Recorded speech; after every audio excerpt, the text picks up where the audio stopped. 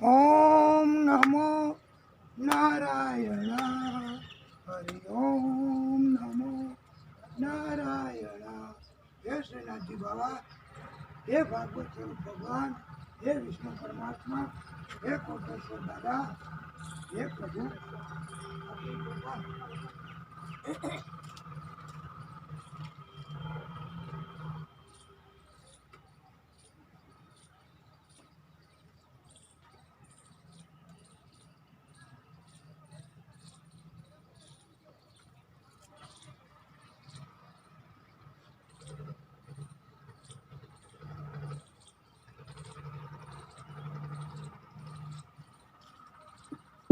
बोलिए भागवत स्वरूप भगवान की जय।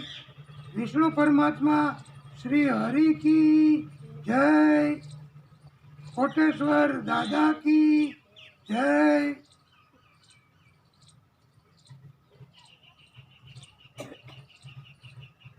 आ पृथ्वी नीचे पाताल में एना नीचेना भाग में पृथ्वी 7 पाताळो छे।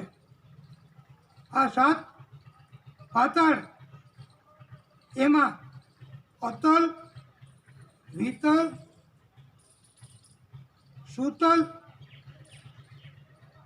तलातल, महातल, रसातल अने पाताल एम 7 पाताळो आ पृथ्वीनी नीचे छे। पाताळोनी अंदर सूर्य पहोंचता नथी। आथी पाताळमां दिवस के रात्रि थता नथी।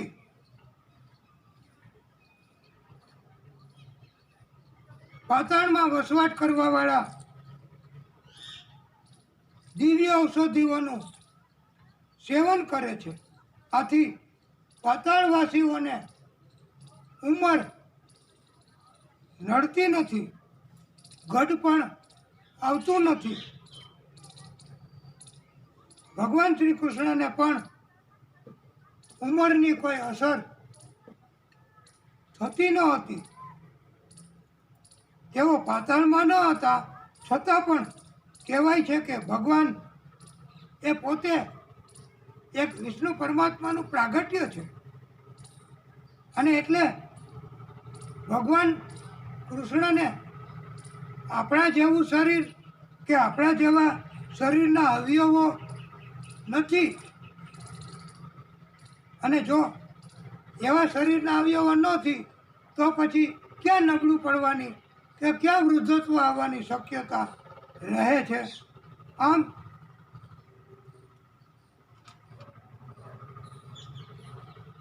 भागवतकारोए पाताळ नी कथा पण परीक्षित राजा ने एनुं पण ज्ञान मळे ए माटे श्रवण करावी छे। सुखदेव प्रभुए कथा श्रवण कराववामां कोई तत्व के कांई बाकी राख्युं नथी अने वधारेमां वधारे कथा परीक्षितजीने संभळावी छे। आ 7 पातालोनी नीचे 30,000 योजनना अंतरे विष्णु भगवानना अंश ए शेषनाग रहे छे अने आ शेषनागे पोताना मस्तक उपर आखुं ब्रह्मांड एवी रीते धारण कर्युं छे के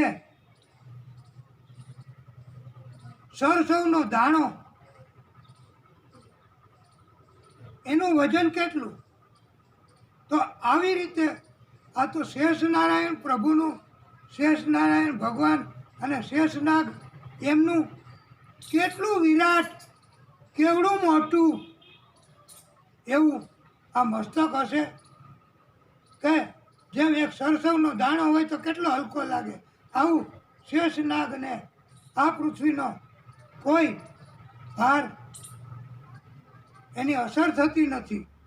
એટલા બધા વિરાટ અને એટલા બધા શક્તિમાન આ શેષનાગ છે.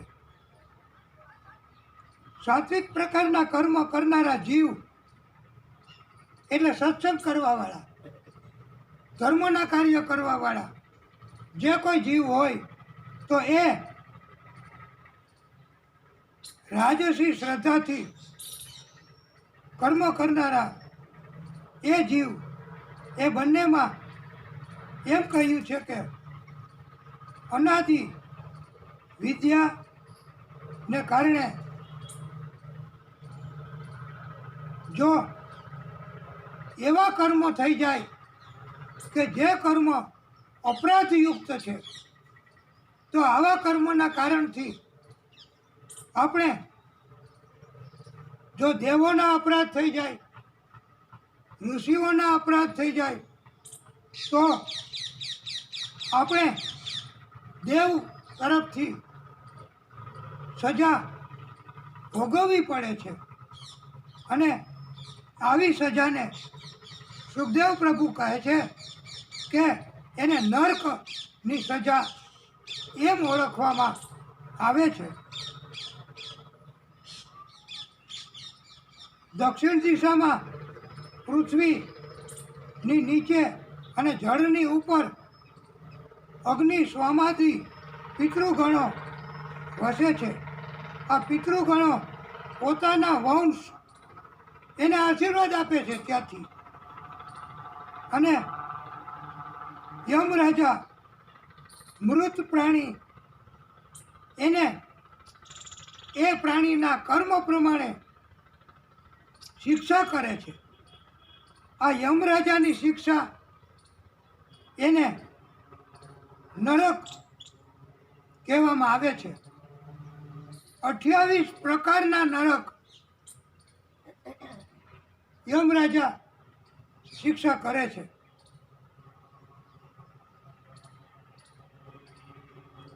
આવા આપણે અલગ અલગ કર્મો કરીએ અને એની આપણને અલગ અલગ યમરાજા શિક્ષા કરે, એમની પાસે જેવા કર્મ એ પ્રમાણે 28 પ્રકારના નરકની સજા કરવાની વ્યવસ્થા છે. ભાગવતજી કહે છે કોઈ પણ સત્કાર્ય, કોઈ પણ સારું કામ એક ધારું 12 વર્ષ સુધી કરીશું તો ચોક્કસ એ કાર્યનું ઉત્તમ ફળ મળે જ છે. માનવ દેહનો ઉપયોગ વિષય વાસના સંતોષવા તથા ભોગોને ભોગવવા માટે આપ્યો નથી, પણ તપકાર્ય કરવા, સત્કર્મો કરવા, સત્સંગ કરવા માટે આ મનુષ્યનો દેહ આપ્યો છે. અને આવા કર્મ કરવાથી આપણા દેહ અને આપણા હૃદય એમની શુદ્ધિ થાય છે અને આપણું મન એ નિર્મળ બને છે.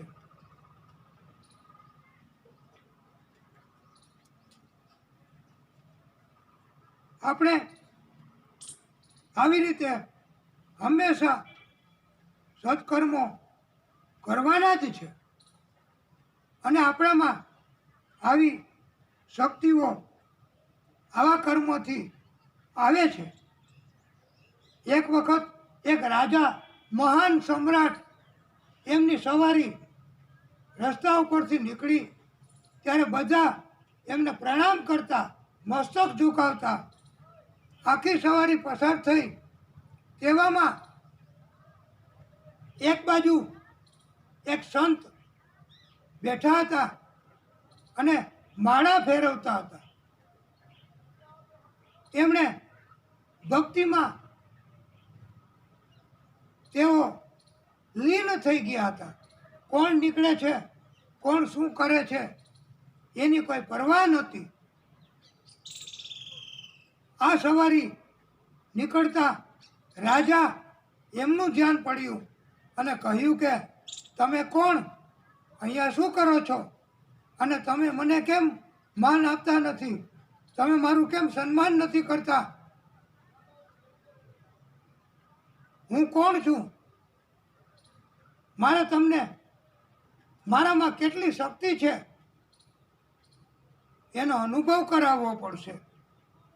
આમ કહીને રાજાએ ગુસ્સો કર્યો. અભિમાનના કારણથી એક પિસ્તોલ લઈ લી અને પિસ્તોલથી ઉપર આકાશમાં ફાયરિંગ કર્યું. આકાશમાં દૂર દૂર ઊંચે ઊંચે ઉડતા ઉડતા એક પક્ષી નીચે આવ્યું અને નીચે આવીને તુરત જ મૃત્યુ પામ્યું.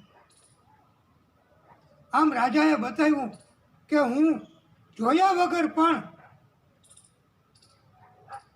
ગોળી છોડું તો મૃત્યુ એનું થઈ જ જાય છે.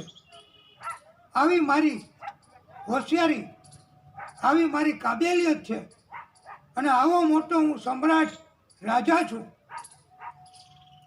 તો તમારે મને માન સન્માન આપવું જ પડે.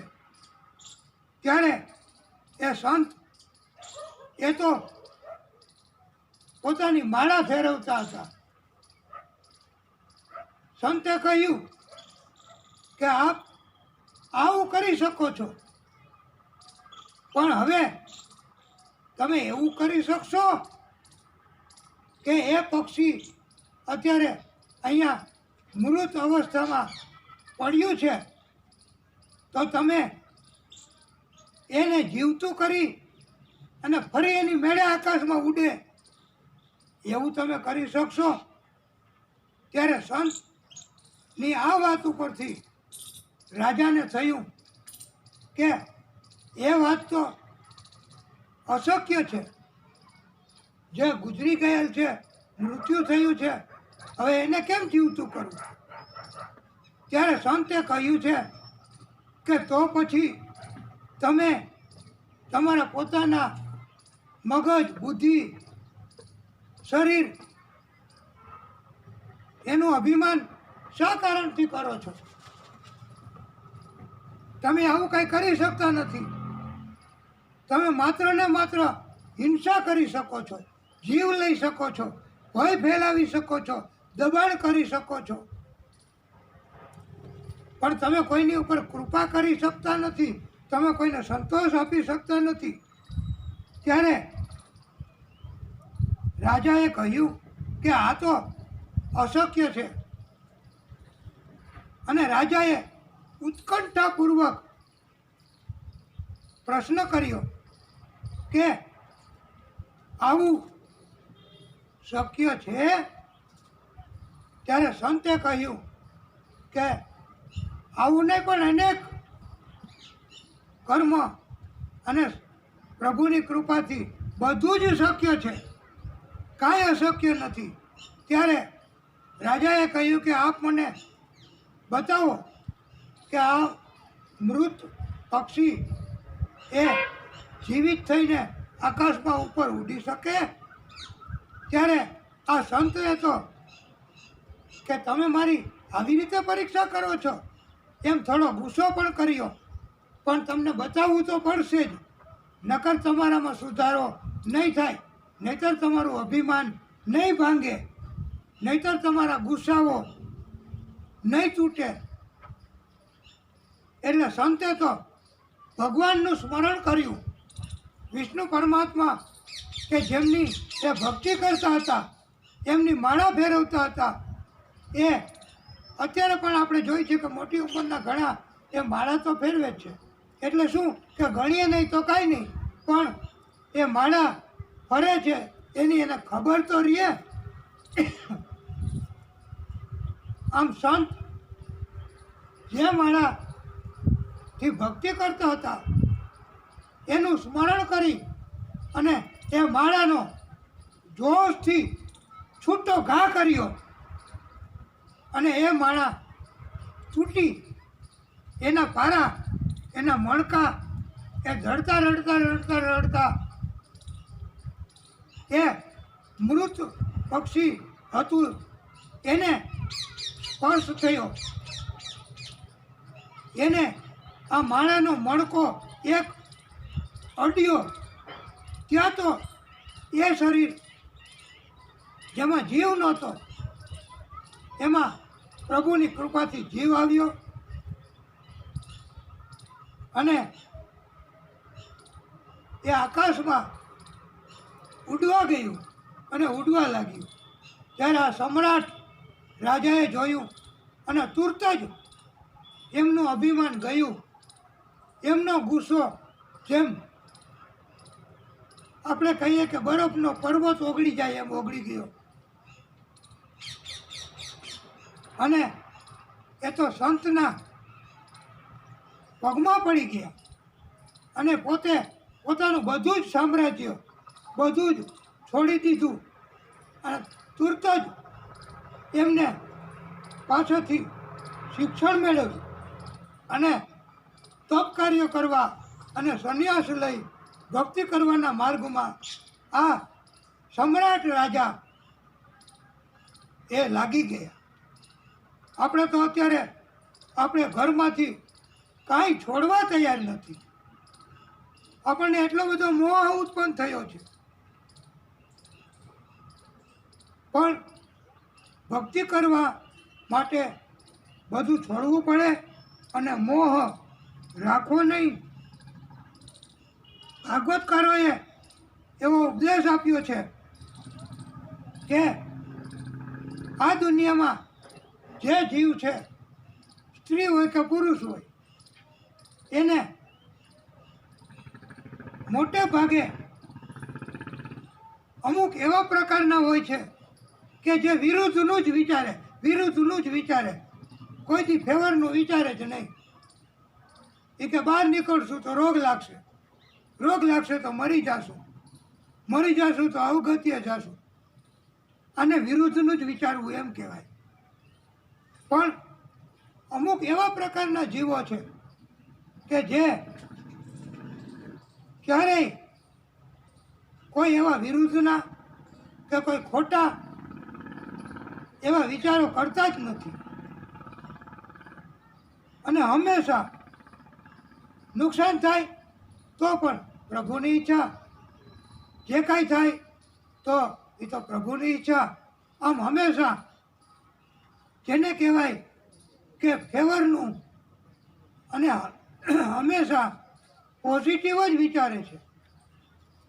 અને અમુક એવા પણ જીવ હોય છે કે જે હંમેશા ખોટી મોટી વાતો કરે કે મારે તો મુખ્યમંત્રી સાથે દોસ્તી છે, હું તો હમણાં જ એને મળવા ગયો હતો, મારે તો પેલા સંતની સાથે દોસ્તી છે, હમણાં જ અમે ભેગા હતા યાત્રામાં. આમ ખોટી ને મોટી વાતો જ કર્યા કરે. આવા મોટી ને ખોટી વાતો કરવાવાળા પણ માણસો આ પૃથ્વી ઉપર હોય છે. માટે આવા 3 પ્રકારના માણસો એને હંમેશા જે સત્યનું આચરણ કરતા હોય, સત્ય જ બોલતા હોય, સત્ય સિવાય બીજું કાંઈ વિચારે નહીં, સત્ય સિવાય બીજું કાંઈ કર્મ ન કરે, એને જ ભગવાન ભક્તિનું દાન કરે છે અને એને જ ભગવાનમાં પ્રીતિ થાય છે અને એ જ ભગવાનનું નામ લઈ શકે. નહીંતર આ ખોટા મોટી વાતો કરવાવાળા કે એવા કોઈ માણસો એને ભગવાનમાં કોઈ રુચિ જાગતી નથી કે એની ઉપર ભગવાનની પ્રીતિ થતી નથી.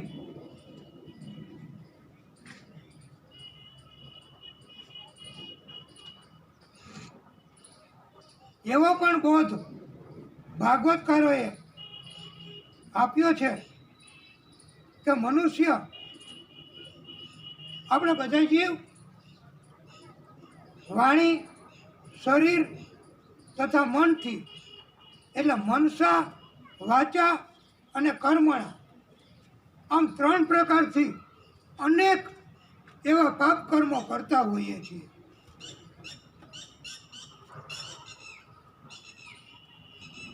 આવા પાપ કર્મ મનસા, વાચા ને કર્મણા થઈ જાય એટલે પછી આપણે એવા અનેક પ્રકારની યોનિમાં જન્મ લેવો પડે છે.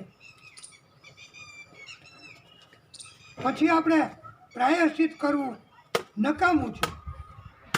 પણ ભાગવતકારો કહે છે કે જો તમે મનુષ્યો ગમે તેવા કર્મ કર્યા હશે પણ મારા શરણમાં આવો, હું તમારા બધા પાપનો નાશ કરીશ. પણ શરત એક વાતની છે કે તમે જેવા કર્મ કર્યા છે, જેવા પાપ કર્યા છે એવા હવે પછી કરવાના નહીં.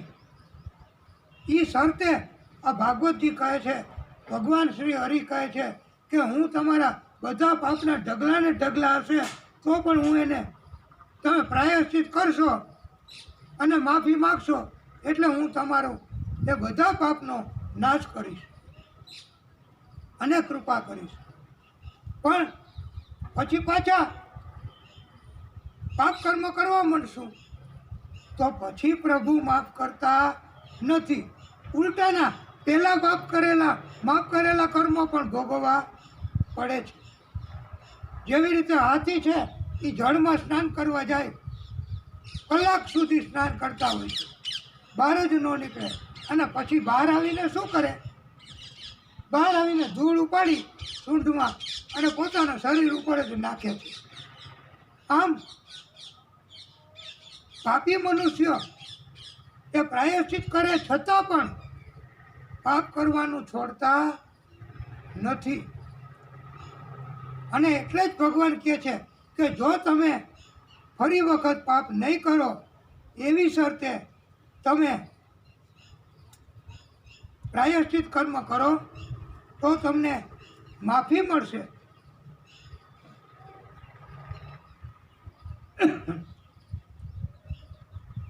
તપસા બ્રહ્મચર્યેણ સમેન ચ દમેન ચ ત્યાગેન સત્ય શૌચાભ્યામ યમેન નિયમેન ચ દેવાગ બુદ્ધિજમ ધીરા ધર્મજ્ઞાઃ શ્રદ્ધયાન્વિતાઃ ક્ષિયન ત્યધમ મહત્તિ વેણુ ગુલ્મ નિવાનલઃ. જેમ વાંસની ઝાડીમાં, વાંસના જંગલમાં આગ લાગે અને બધા જ ઝાડવાઓ એ આગમાં બળી જાય,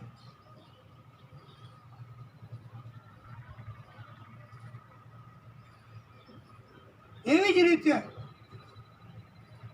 ધર્મજ્ઞ, શ્રદ્ધાવાન, ધીર મનુષ્ય, તપશ્ચર્યા કરનાર, બ્રહ્મચર્યનું પાલન કરનાર, ઇન્દ્રિય દમન કરનાર, મનની સ્થિરતા રાખનાર, કે મન બીજે ક્યાંય ન જાય એટલે ન જ જાય, દાન કરવાવાળા, સત્ય હંમેશા સ્વીકારવાવાળા અને સત્ય હંમેશા બોલવાવાળા અને સત્યનું પાલન કરવાવાળા, એવા જ આ 9 પ્રકારના નિયમ, 9 પ્રકારના સાધનો છે કે આ 9 પ્રકારના સાધનો એ આપણા પાપનો નાશ કરે છે.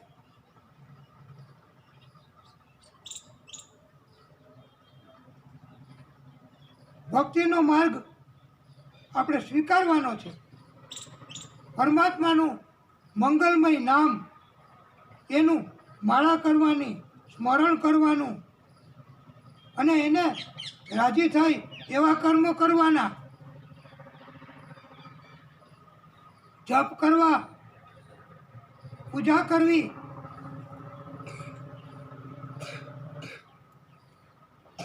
અને આવા કર્મ કરવાથી પણ આપણા પાપનો નાશ થાય છે. આ કથામાં આ બોધ જો યાદ રહીએ અને આપણે હવે પછી આવા કર્મો જ કરીએ તો હવે પછીનું જીવન તો ધન્ય ધન્ય બની જશે. પણ આ ભાગવતની કથા એનું એક ચિત્તે શુદ્ધ હૃદયથી સાંભળવાથી એ કથા જો અંદર હૃદયમાં ઉતરે અને એ પ્રમાણે જીવન આપણું થઈ જાય તો ભલે દુનિયાના માણસો તો એમ કહે કે એને તો હવે ભક્તિની ધૂન ચડી છે, આપણે એ કાંઈ જોવું નહીં, એ કાંઈ સાંભળવું નહીં, પણ આપણા જીવનને પ્રભુમય બનાવી દેવું. આપણે જે પછીના કાર્યો હવે કરીએ એ બધાય એમને રાજી થાય એવા જ કરવા. ચોરી કરવાથી રાજી થતા નથી, એટલે એવું કામ ન કરવું. કોઈને ગાળો દેવાથી એ રાજી થતા નથી, એટલે એવું કામ ન કરવું. કોઈની હિંસા કરવાથી એ રાજી થતા નથી, માટે એવું કામ ન કરવું. હંમેશા જે બોલવું એ સત્ય જ બોલવું. અત્યારે તો ઘણા માણસો તો એમની ઘરે જાઓ એટલે આવો પધારો, તમે તો અમારે ત્યાં ભગવાન થઈને પધાર્યા છો, આપ ભોજન કરો, આવું કરો. અને પેલા માણસો કે અમારે તો કાંઈ નહીં જોઈએ,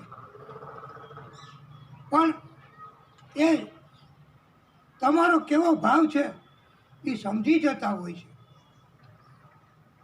એટલે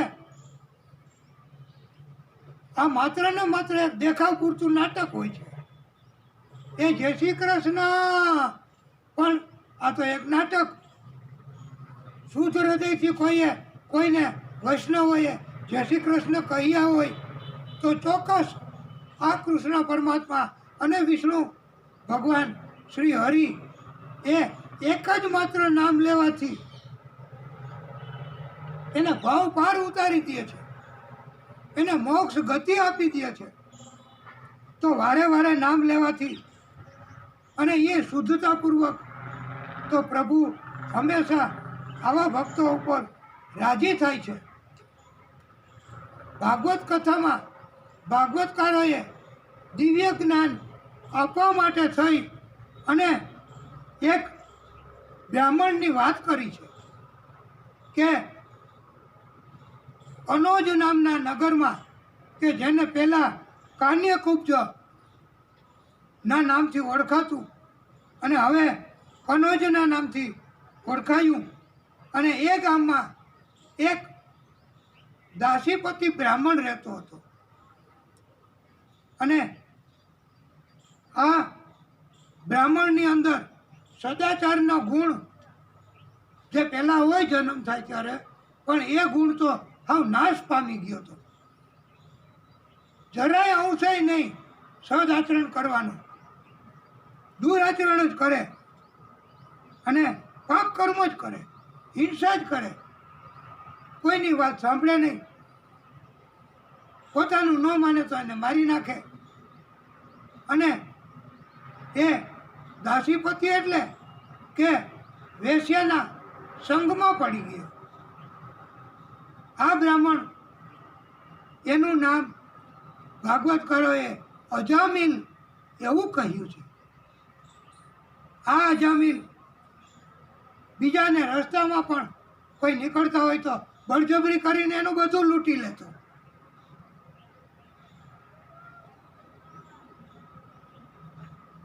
જુગાર રમવામાં પણ કપટ કરીને ન જીતો હોય તો બધું લઈને ભાગી જતો. પોતે આવી રીતે કર્મ કરતો અને નિંદનીય પાપ કર્મ અને પ્રવૃત્તિઓ પણ આવી જ કરતો.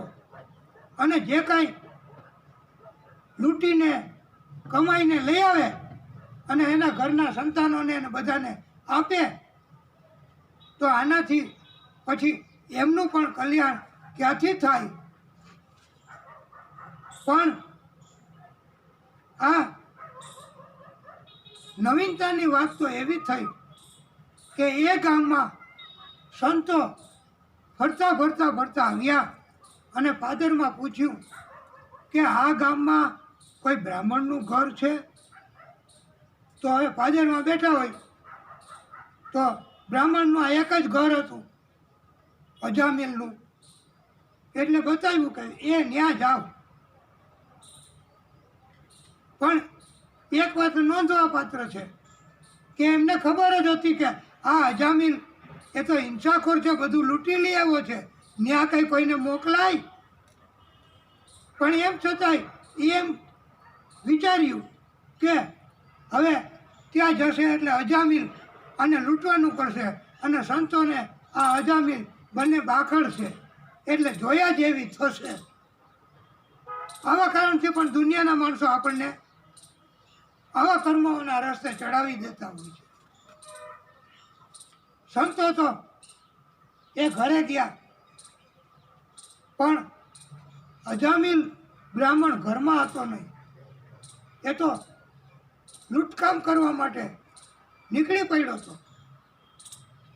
એમની ઉલટા પત્ની વેશ્યા એ હાજર હતી અને એમને તો આંગણામાં સંતો પધાર્યા એવા વસ્ત્રો, પોથીઓ, માળા કરતાં કરતાં, કીર્તન કરતાં કરતાં તો એનામાં સદબુદ્ધિ જાગૃત થઈ અને એમનું સન્માન કર્યું કે આજે તો અમારા ભાગ્યનો ઉદય થયો અને આપ સંતોની પધરામણી થઈ અને પધારો એમ ખરા હૃદયપૂર્વક એ સ્ત્રીએ એમનું સંતોનું સ્વાગત કર્યું, સન્માન કર્યું અને ઉત્તમ પ્રકારના ભોજનો જલ્દી જલ્દી બનાવી આપ્યા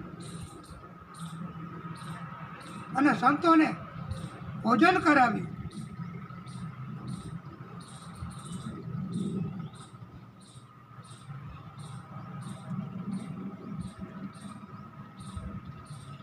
પછી સંતોને કહ્યું કે આપ હવે જલ્દી જલ્દી વધારો આપના રસ્તે, નહીતર મારો પતિ આવશે તો કદાચ તમને હિંસા પણ કરે, તમને લૂંટી પણ લે, તમારી ઉપર બળ પણ વાપરશે, તમને ગાળો પણ દેશે. પણ સંતોએ કહ્યું કે અમે તો તમારા ઘરનું ભોજન લીધું, અમે જેનું ભોજન લઈએ એની કૃપા, એનું કલ્યાણ કર્યા વગર અમે જાતા નથી, અમારે તો રોકાવું છે. સંતો ગયા નહીં. એવામાં આ અજામિલ ઘરમાં આવ્યો. એને ખબર પડી અને કહ્યું એની પત્ની વેશ્યાને કે આ કોને ઘરમાં ઘરવા દીધા? ખબર નથી, કોઈને આવવા ન દેવાય. ગુસ્સો કરવા માંડ્યો. સંતોએ કહ્યું કે અમે તમારા ઘરનું ભોજન લીધું છે અને હવે તમે દક્ષિણા આપો, એટલે અમે દક્ષિણા લઈ અને પછી અમારી યાત્રાએ જશું. ત્યારે અજામિલને તો ગુસ્સો થયો કે મારે દક્ષિણા હું કોઈને આપતો નથી, હું કોઈને ધન આપતો નથી, બધું લટી જ લઉં છું અને તમારી ઝોલી, તમારા થેલા એ તમારી પાસે છે તો એ તમે રાખો અને એને તમે મારા તરફથી દક્ષિણા સમજો. એ હું લૂંટી લેતો નથી અને તમે અહીંથી જતા રહ્યો. ત્યારે સંતોએ કહ્યું છે કે અમારે દક્ષિણામાં કાંઈ ધનની જરૂર નથી.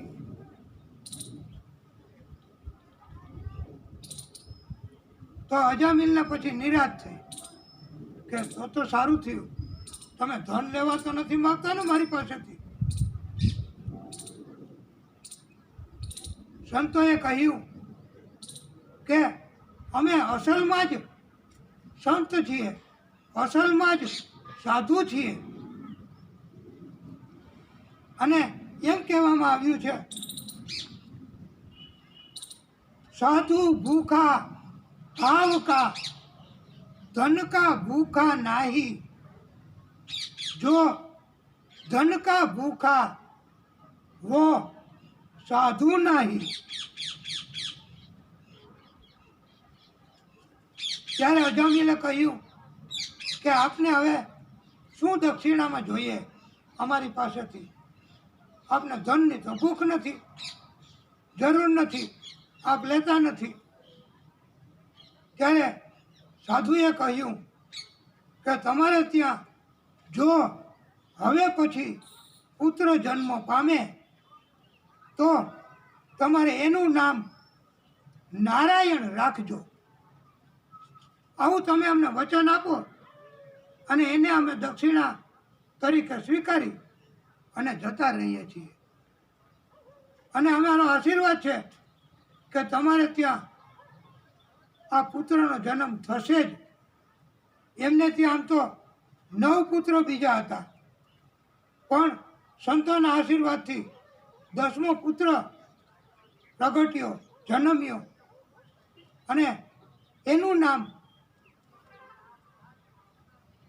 વચન આપ્યું હતું. એટલે એમના પત્નીએ પણ એમને કહ્યું કે આપણે આનું નામ નારાયણ રાખવાનું છે. તો એ કે હાલો, એમાં કંઈ વાંધો નથી. અને એ પુત્રનું નામ 9 પુત્ર હતા, પણ કોઈનું નામ ભગવાનના નામથી નહોતું રાખ્યું. આ 10મો પુત્ર વચન આપ્યું, સંતોએ વચન લીધું એટલે એનું નામ નારાયણ પાડ્યું.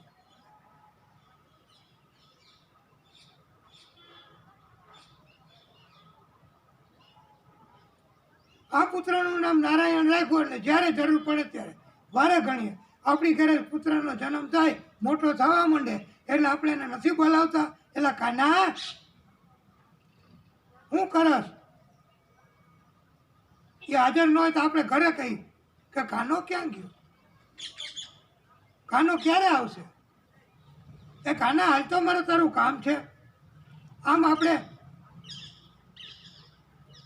જેમ આપણા સંતાનોના નામથી એમને વારે ઘણીએ યાદ કરતા હોઈએ, બોલાવતા હોઈએ, એનું સ્મરણ કરતા હોઈએ, એનું ચિંતન કરતા હોઈએ, એવી રીતે આ અજામિલ પણ વારે ઘણીએ એમના આ નારાયણ નામના પુત્રમાં વારે વારે એને બોલાવતો ત્યારે કે નારાયણ મારે કામ છે. નારાયણ ક્યાં ગયા? આમ સતત દિવસ અને રાત નારાયણ નારાયણ નારાયણ એમ એના પુત્રના પ્રેમમાં, પુત્રના મોહમાં પણ એ નારાયણનું નામ લેવા માંડ્યો. અને અજામિલ અને એની પત્ની એ બંનેનું જીવન સુધરી ગયું, કારણ કે આ તો વારે વારે નારાયણનું નામ. એમનું જીવન ધન્ય ધન્ય બન્યું. અને અતિશય દરરોજ જીવન જીવવામાં અજામિલ અને એના પત્નીને આનંદ થવા લાગ્યો. અજામિલ ને જ્યારે એવો સમય આવ્યો ત્યારે યમના દૂતો એમને લેવા આવ્યા. અને એમને તો ભય લાગ્યો. મૃત્યુ સમયે જો સત્કર્મ ન હોય તો ચોક્કસ ભય લાગે છે. હમણાં આપણે કથામાં કીધું. આ મૃત્યુ સમયે ભય લાગ્યો. યમના દૂતોને જોયા ત્યાં તો એ પોતાના પુત્રને મદદ માટે બોલાવવા લાગ્યો. એ નારાયણ મને બચાવ, એ નારાયણ તું ક્યાં છો, મારી મદદમાં આવ. આમ પોકાર સાંભળી અવાજ સાંભળી અને ત્યાં નારાયણ ભગવાન એમણે એમના પાર્ષદોને મોકલ્યા, એમના દૂતોને મોકલ્યા કે પૃથ્વી ઉપર કોક પોકાર કરે છે, કોક યાદ કરે છે અને મદદ માટે બોલાવે છે, તમે એમની મદદ માટે જાઓ.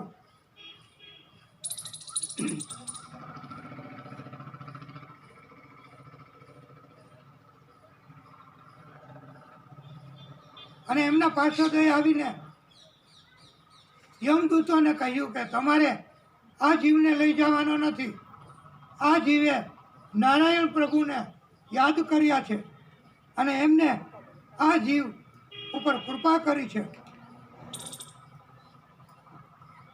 આમ અંત સમયે પણ નારાયણનું નામ લેવાથી ભલે આપણે ગમે તેમ ઈરાદો હોય પુત્રને બોલાવવાનો કે ગમે તેમ, પણ જો અંત સમયે છેલ્લી ઘડીએ પણ પ્રભુનું સ્મરણ થઈ જાય, એમનું નામ લેવાઈ જાય તો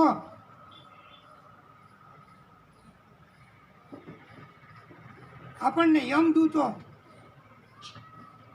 ત્રાસ આપીને લઈ જતા નથી અને નારાયણ ભગવાન કૃપા કરે છે. અને નારાયણ પ્રભુએ આવું ભાગવત કથા મારફતે એટલા માટે કીધું છે કે કળિયુગમાં તો તમે ગમે એટલો બોધ આપશો પણ નહીં માને તો નહીં જ માને, નામ નહીં લે તો નહીં જ લે. આખી જિંદગી નથી લીધું તો અંત સમયે પણ નથી જ લેવાનું.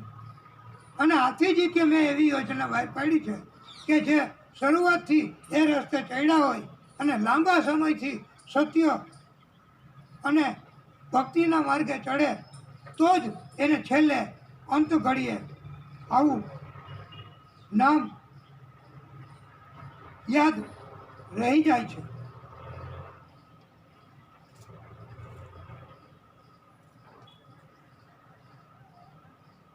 એકવાર તો ગામમાં એક વૃદ્ધ ડોસાએ એવી પ્રતિજ્ઞા લીધી કે હું કોઈને મારા ખિસ્સામાંથી કાંઈ આપીશ નહીં, મારું કાંઈ કોઈને આપીશ નહીં, આવી હું પ્રતિજ્ઞા લઉં છું. કોઈને કાંઈ આપતો જ નહીં. ટેક લીધી પ્રભુને રાજી કરવા. ગામ લોકો કે પણ કાંઈ આવી ટેક હોય? એ કે મારે આવી ટેક લેવી છે. પછી તો ગામના લોકો ભેગા થયા, થોડા થોડા પૈસા કાઢ્યા અને એમ થયું કે હાલો યાત્રા કરવા જઈએ. અને ડોસાને કે આટલી ઉંમરે ચાલો તમે લાવો થોડા પૈસા, ઓછા હોય તો ઓછા, અને યાત્રાએ હાલો પવિત્ર થઈ જશે. ત્યારે ડોસો કહે મેં તો ટેક લીધી છે, હું ટેકનો ભંગ નહીં કરું, પણ તમે ધ્યાન રાખજો અને હું કોઈને 1 રૂપિયો આપીશ નહીં. ત્યારે ગામ લોકોને થયું કે આપણે ડોસાને યાત્રા તો કરાવીએ, ભલે એમની પાસેથી આપણે ભાગે પડતા પૈસા નથી લેવા. આપણે ડોસાને કીધું કે તારે બસમાં કે વાહનમાં તને જગ્યા નહીં આપીએ, તારે બેસીને નીચે બેસીને આવવું હોય તો તું આવ અને અમે ચિંતીએ એ કામ તારે કરવું પડશે. તો ડોસો કહે કે કબૂલ, પણ મારે ટેક તો એવી છે કે હું કોઈને કાંઈ આપીશ નહીં. એટલે ગામ લોકોએ કહ્યું કે કાંઈ વાંધો નહીં. અને ડોસાને યાત્રાએ લઈ ગયા. પવિત્ર નદીમાં બધા સ્નાન કરતા હતા અને બ્રાહ્મણો પાસે વિધિ કરાવતા હતા અને સત્કર્મો કરતા હતા. યાત્રાએ નીકળ્યા ગામના માણસો. ત્યારે આ ડોસાને પણ કહ્યું કે ચાલો મારી સાથે નદીમાં સ્નાન કરજો. ડોસો કે મારે નદીમાં સ્નાન કરવા નથી આવવું, કારણ કે મારે પવિત્ર નથી થવું. નહીતર હું નદીમાં સ્નાન કરું અને ત્યાં કોઈ બ્રાહ્મણ આવે, કોઈ સાધુ સંત આવે તો મારી પાસે માગે અને હું એને ન આપું તો હું અપરાધમાં ગણાઈ જાઉં. ત્યારે બધાએ કહ્યું કે તમે ચાલો તો ખરા, સ્નાન કરજો, ભગવાનને યાદ કરજો, અને કોઈ કાંઈ માગે તો તમે એને નહીં આપતા, તમારે એની સાથે જેવો વ્યવહાર કરવો હોય એવો. પણ અમે તો તમને પવિત્ર કરાવવા માગીએ છીએ તો સ્નાન તો કરવા ચાલો. વિધિ ન કરાવતા, વિધિ નહીં કરાવો તો પછી તમારે ક્યાં આપવાની કાંઈ જરૂર રહે? અહીં આપણે કથા ન કરાવીએ તો ક્યાં કાંઈ આપવાની જરૂર રહે? આમ ડોસાને સમજાવ્યું તો ડોસો તો કહે તો ચાલો, એ વાત બરાબર. એટલે એમણે સ્નાન કરીને એમ ત્યાં તો પ્રભુ એમની ટેકના કારણથી કોઈને કાંઈ આપવું નથી એવી ટેક, પણ પ્રભુ ત્યાં પ્રગટ થયા અને બ્રાહ્મણ સ્વરૂપે કહ્યું કે તમે આ પવિત્ર થયા છો, યાત્રા કરી છે, તમે હવે હું તમને જે વિધિ કરાવું તે માત્ર ટૂંકી જ છે અને તમે એવી વિધિ કરો. ડોસાએ કહ્યું હું કાંઈ આપીશ નહીં, પણ પ્રભુએ સ્વરૂપ લીધું હતું બ્રાહ્મણનું, એટલે ડોસાને કહ્યું કે તમે ભલે ઉધાર કાંઈ ન આપતા અત્યારે. તો ડોસાને એમ થયું કે એ વાત બરાબર, પછી આપણે ક્યાં એને દેવું છે અને એ ક્યાં આવ્યા ત્યાં આવવાનું છે. એટલે એ તીર્થસ્થાનમાં જવા માટે થઈને 1000 રૂપિયાનો ખર્ચો થતો હતો એ વખતે. અને ડોસાએ કબૂલ કર્યું કે હું તમને 10 રૂપિયા આ વિધિ કરાવવાના આપીશ, અને એ પણ તમે મારે ગામ આવશો ત્યારે, અત્યારે કાંઈ નહીં આપો. ભગવાન કે હા, એવી રીતે પણ તું કબૂલ તો થા કે ઉધાર. અને ડોસાએ વિચાર્યું કે એ 1000 રૂપિયાનો ખર્ચો કરીને કાંઈ 10 રૂપિયાની ઉઘરાણી કરવા આવવાનો, એટલે એ વિધિ કરાવીને કબૂલ થયા ને ઘરે આવી ગયા. થોડા દિવસો ગયા ત્યાં તો એ જ બ્રાહ્મણ ગામમાં આવતા દેખાયા. ડોસાને થયું કે એ તો આવે છે, મારી પાસે 10 રૂપિયાની ઉઘરાણી કરવા એમણે શું 1000 રૂપિયાનો ખર્ચો કર્યો હશે? એના પત્નીને કીધું કે એ આવીને પૂછે ને કે ડોસો ક્યાં? તો તમે કહેજો બીમાર છે, અંદર સૂતો છે, હવે આપવું નથી, ટેકનો ભંગ નથી કરવો. એટલે આવું શીખડાયું. એના પત્નીએ એવું કીધું તો એ બ્રાહ્મણ તો કહે કે કાંઈ વાંધો નહીં, સાજો થાય ત્યારે હું અહીંયા બેહું છું અને હમણાં પ્રાર્થના કરીશ ને સાજો થઈ જશે. તો એની પત્નીએ એને સમાચાર આપ્યા ધીમે ધીમે કાનમાં કે એ તો આવું કહે છે. ત્યારે સમય ગયો અને ડોસાએ કીધું તો એને જઈને તું કહી દે કે ડોસો તો હવે મૃત્યુ પામ્યા, હવે 10 રૂપિયા આપવા ન પડે, શુદ્ધ કર્મ કરાવ્યું એના, અને એવી ટેક છે કે કોઈને કાંઈ આપવું નહીં. તો એનું પાલન કરવા માટે એણે તો એમ કીધું કે મરી ગયા છે, મૃત્યુ થયું છે એવું જાહેર કરી દે. હવે એની પત્નીએ તો કીધું કે એ તો મૃત્યુ પામી ગયા. એટલે હવે તો એમ થયું કે બ્રાહ્મણ જતા રહેશે. પણ બ્રાહ્મણે કીધું કે હવે મારે એની અંતિમ યાત્રા અને એમાં સામેલ થયા વગર જવાશે નહીં. એની પત્નીએ પાછા સમાચાર આપ્યા કે તો આમ કહે છે, તો એ કે અંતિમ યાત્રા કાઢો. તો સીડી લઈ આવી, જેને આપણે નિસરણી કે અંતિમ યાત્રા માટે બધા વાપરતા હોય, એ લઈ આવીને ડોસાને તો બાંધ્યો કડક. અને એવું નામ લેતા લેતા કે જ્યારે અંતિમ યાત્રા નીકળે ત્યારે બધા નામનો ઉચ્ચારણ કરે છે, તો એવું નામ લેતા લેતા અને એમાં આ બ્રાહ્મણ પણ સામેલ. પછી એમ થયું કે હવે તો હમણાં અંતિમ યાત્રા પૂરી થઈ ગઈ એટલે હમણાં જતા રહેશે. પણ આ બ્રાહ્મણે કીધું કે એને અગ્નિ સંસ્કાર કરો પછી હું અહીંથી જઈશ. તો ડોસાએ સાંભળ્યું કે હવે મને બાળી નાખશે, અગ્નિ સંસ્કાર કરશે, તો એ તો અકળ હલે ચલે જ નહીં, જાણે મૃત્યુ ન પામ્યો હોય એવું એક્શન કરવા લાગ્યો. શ્વાસ પણ એમણે રોકી લીધા. અંતે એ બ્રાહ્મણ એના સ્વરૂપમાં ભગવાન હતા. એમણે ડોસા પાસે જઈ અને બધા યાત્રામાં સામેલ હતા એમને કહ્યું કે હું ડોસાને એક મંત્ર કહું છું, હમણાં સજીવન થઈ જશે.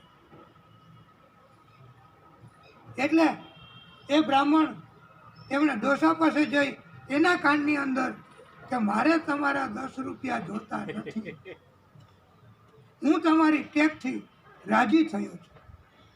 ત્યાં તો ડોસો એ હું જીવું છું ઊભો થઈ ગયા. અને પછી ત્યાં એ જ જગ્યાએ ડોસાને પ્રભુએ દર્શન આપ્યા છે. અને બાકી બધા માણસો એમને પણ પ્રભુએ કૃપા કરી છે. એક વાત તો આપણે ખાસ ધ્યાનમાં લેવાની કે પ્રભુ જેને દર્શન કરાવવા માગતા હોય એને જ પ્રભુના દર્શન થાય, એની બાજુમાં બેઠા હોય એને ન થાય. આવા પ્રભુ છે. જેના ઉપર કરુણા કરે, કૃપા કરે, રાજી થાય એને જ દર્શન આપે. એની બાજુમાં કે એની ભેગા લેતા હોય એને દર્શન નથી આપતા. પણ બધાને એમ થયું કે આ તો ચમત્કાર, બ્રાહ્મણને માનવા માંડ્યા. આમ અજામિલે પોકાર કર્યા અને એમને પાર્ષદો યમના એ જતા રહ્યા અને વિષ્ણુ પરમાત્માએ પાર્ષદો મોકલ્યા અને અજામિલ એમનું માત્ર ને માત્ર પ્રભુનું નામ સ્મરણ કરતો, અને એ પણ પુત્રના નામથી, એને બોલાવવાના નામથી, તો પણ એની ઉપર અજામિલની ઉપર પણ પ્રભુએ કૃપા કરી છે અને એમને ઉત્તમ ભક્તિનું દાન આપ્યું છે. અને અજામિલ ત્યારથી એમના પત્ની બાળક સાથે 10 બાળકો હતા એમની સાથે એ ભક્તિ કરવા લાગ્યા. આવી આ માત્ર ને માત્ર એનું નામ લેવાની એક આટલી મોટી કૃપા કહેવાય છે. એ નારાયણ ભગવાનની આપણે કરુણા કહીએ, કૃપા કહીએ કે એને જે નામ આપવું હોય તે. આ ભાગવત ભગવાન ભાગવતજીની કથામાં આ સ્કંદ 6માં એમ કહ્યું છે, હે પરીક્ષિત, જીવાત્મા પૃથ્વી ઉપર જો નારાયણના નામનું સ્મરણ કરે તો તેના જીવન સર્વ પ્રકારે ધન્ય બને છે તથા એના બધા જ પાપોનો નાશ થઈ જાય છે. એવું આ હરિ નારાયણ પ્રભુનું નામ છે. અને આ નામનો મહિમા જણાવ્યો છે. હરિનામ સ્મરણમ સર્વ વિપત્તિ ઔષધમ. બધા જ કષ્ટ, બધા જ રોગ, બધી જ મુશ્કેલી, એનું ઔષધ, એનો ઉપાય એ માત્ર ને માત્ર હરિ વિષ્ણુ પરમાત્મા એમના નામનું સ્મરણ. એ જ એક ઉત્તમ પ્રકારનું ઔષધ છે. જેમ ઔષધ રોગ કે પીડામાંથી રાહત કરાવે, મુક્તિ અપાવે, એવી જ રીતે આ ઔષધ હરિનામનું સ્મરણ કરવું, એનાથી તમામ પ્રકારની રોગ, શત્રુ, દર્દ પીડા એ લાગુ જ ન પડે, અને લાગુ થઈ ગયા હોય તો એ દૂર થઈ જાય છે. આવું આ નારાયણ પ્રભુ, એનું નામ, એનું સ્મરણ અને એમની આ મહિમા છે. ભક્તો, વૈષ્ણવો, સંતો નારાયણ પ્રભુ તથા નારાયણ પ્રભુના નામનો મહિમા એનું વર્ણન કરતા કરતા કહે છે, નારાયણ નામ હે તારી लियो सब प्रेम से तारी महिमा नाम को वारी अधम को ही लिए तारी नारायण नाम छे भारी लियो सब प्रेम से भाई अजामिल क्या कर्म किन्हा नहीं कुछ दान ही दिन्हा केवल हरि नाम को लिन्हा नहीं कुछ કામ થી કિન્હા. કારણ કે ધ્યાન બીજે જાય છે, જો તરત આ વિક્ષેપ. રહી સબ રી અધમ જાતિ રટત હરી નામ કો ભારી જંગલ से और दिन खाती हृदय में राम को तारी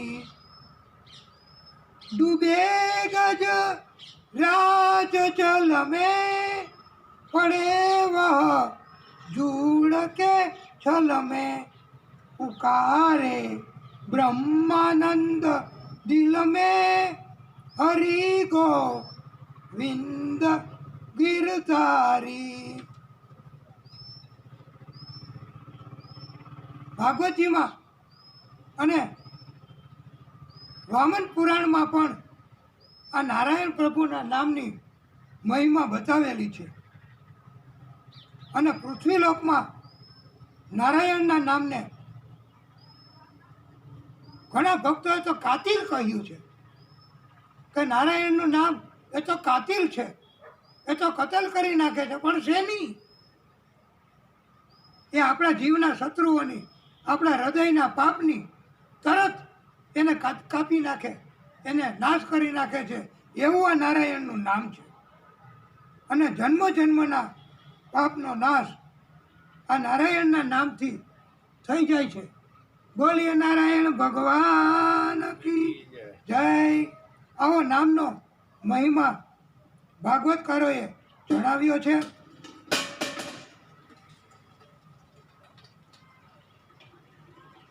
આપણા કોઈ કર્મ એ છુપાતા નથી. આપણે ગમે એટલો પ્રયત્ન કરીએ એમને તો ખબર પડી જ જાય છે. એ સર્વ દ્રષ્ટા છે. એટલે આપણે હંમેશા એમની હાજરી છે દરેક જગ્યાએ એમ માનીને કર્મ કરવાના એવો બોધ આપ્યો છે. ગમે એટલું ઢાંકશું, ગમે એટલે આપણે વેશ ધારણ કરશું, ગમે એવું પણ આપણે બહાર બતાવશું તો પણ પ્રભુને તો ખબર પડી જ જશે કે આપણી અંદર શું ભાવ છે. અને પ્રભુ એવો ભાવ જો જોશે, ભક્તિભાવ, તો જ રાજી થશે, નહીતર પ્રભુ રાજી નહીં થાય. આવો ઉત્તમ બોધ આપ્યો છે. સનક આદિ ઋષિઓ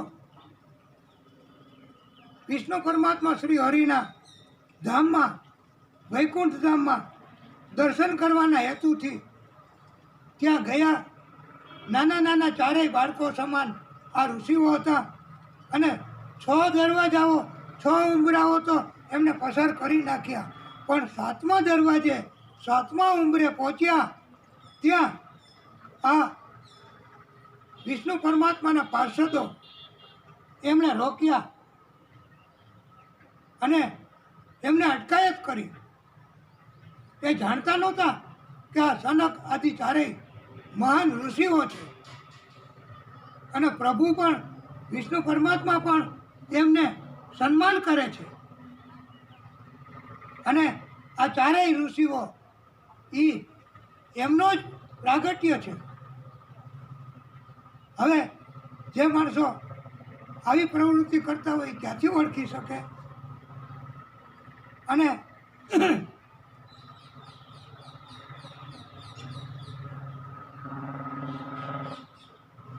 ચારેય ઋષિઓએ એમને કહ્યું છે કે તમે અપરાધ કર્યો ગણાય છે. તમે અમને વિષ્ણુ પરમાત્માના દર્શન કરતા અટકાવ્યા છે. આથી તમે આવા કૃત્યના કારણથી મૃત્યુલોકમાં જાઓ અને વાસ કરો.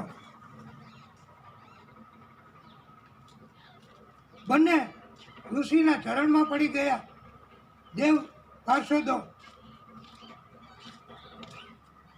સ્તુતિ વંદના કરી. ત્યાં તો વિષ્ણુ પરમાત્મા શ્રી હરિ પોતે ત્યાં પ્રગટ્યા અને પધાર્યા. અને વિષ્ણુ પરમાત્માએ આ ચારેય સનક આદિ ઋષિઓને કહ્યું કે તમે મારા પાર્ષદોને શ્રાપ આપ્યો છે અને પૃથ્વીલોકમાં જવાનું, પણ તમે એમની ઉપર કૃપા કરો. તમે બરાબર જ કર્યું છે, પણ તેઓ વહેલામાં વહેલા પાછા શ્રાપ ભોગવી અને આવી જાય મારી પાસે, એવું તમે કરો.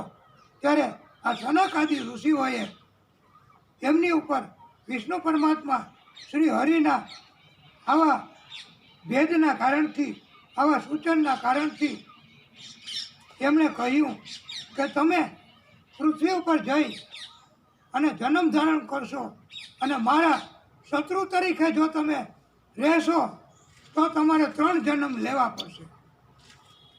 પછી 3 જન્મ લેશો ત્યારે હું જ તમારી મુક્તિ કરવા માટે અવતાર લઈશ. આમ સનકાદિ ઋષિઓએ આવો ઉપાય બતાવ્યો અને વિષ્ણુ પરમાત્મા દરેક વખતે એમનો ઉદ્ધાર કરવા માટે જન્મ્યા છે. અને આ 3 જન્મ લીધા એમાં જે આપણે ખબર છે કે હિરણ્યાક્ષ, હિરણ્યકશિપુ, રાવણ, કુંભકર્ણ, શિશુપાળ અને દંતવક્ર, એમ આ બંને પાર્ષદોએ આવી રીતે 3 જન્મો લીધા છે.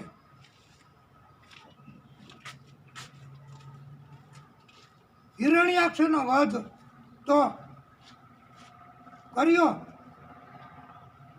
એની કથા આપણે સાંભળી. હવે આ હિરણ્યકશ્યપ એમની કથા આપણે સાંભળવાની છે, પરંતુ આપણે એ કથા શ્રવણ કરાવતા પહેલાં થોડોક આપણી કથાને અહીંયા ટૂંકો વિરામ આપીશું. પછી આપણે એ કથા કહીશું.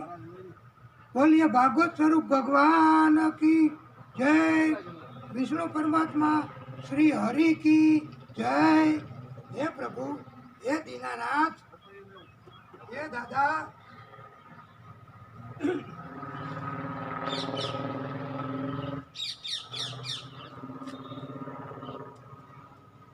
બંધ તો કરી દે.